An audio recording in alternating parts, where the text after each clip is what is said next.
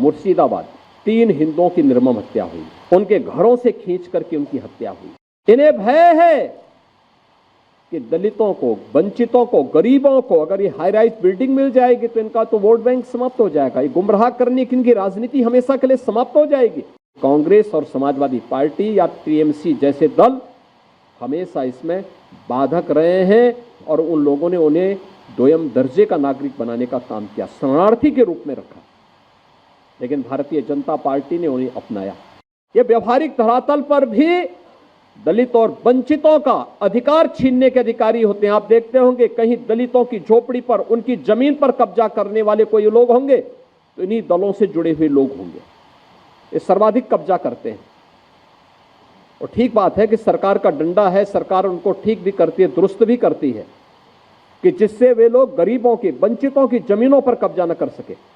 लेकिन फिर भी उनके द्वारा किस प्रकार के राग अलापे जाते हैं, हमें आश्चर्य होता है।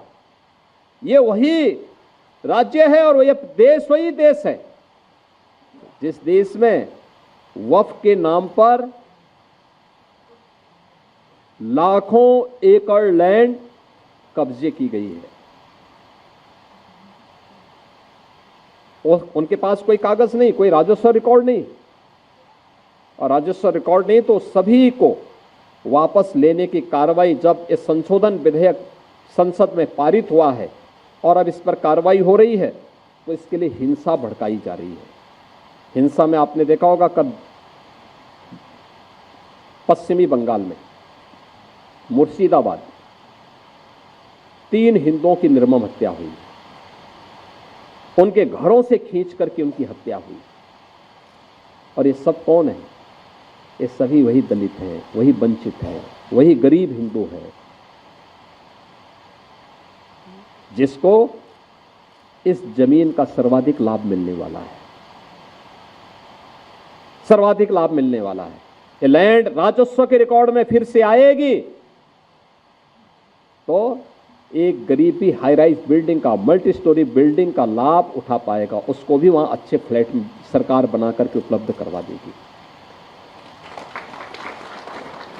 इन्हें भय है कि दलितों को, वंचितों को, गरीबों को अगर ये हाई राइज बिल्डिंग मिल जाएगी तो इनका तो वोट बैंक समाप्त हो जाएगा, ये गुमराह करने की इनकी राजनीति हमेशा के लिए समाप्त हो जाएगी।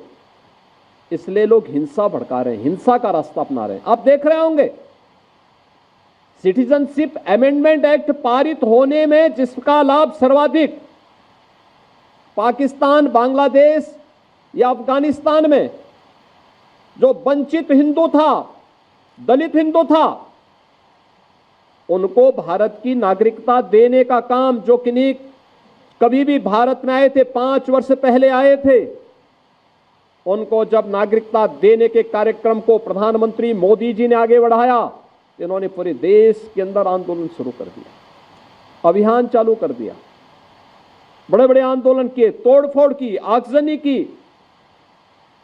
लेकिन सरकार ने भी दृढ़ता के साथ उसका सामना किया और सामना करते हुए आज इस नागरिकता देने का कार्यक्रम प्रारंभ किया है।